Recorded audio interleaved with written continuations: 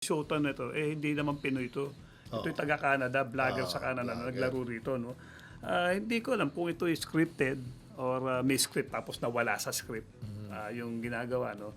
Pero yung ginagawa niya sa Pinoy, how he treats the Pinoy basketballers, yung mga street ballers natin, parang kawalan na ng ano yan, na respeto. Sabi niya na gano'n ang Pinoy. Alam nyo, okay na yung sa laro pero magsasalita ka ng gano'n, ibababa mo. Dayuhan ka.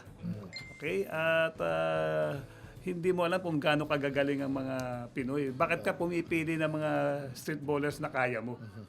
Di ba? Ba't di ka pumili ng talagang magagaling at para nalalaman natin kung paano mo sila babasusin. Ang problema lang kasi pare, no, sa akin nakikita ko,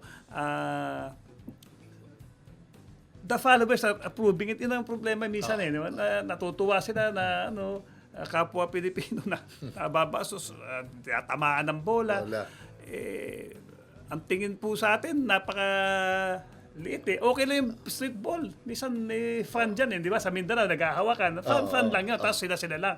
Pero ito, larong Mindanao, pero magsasalita pa ng negative sa Pinoy. Medyo Sino ka ba? Hindi ka naman taga rito. trouble yan pag ganyan.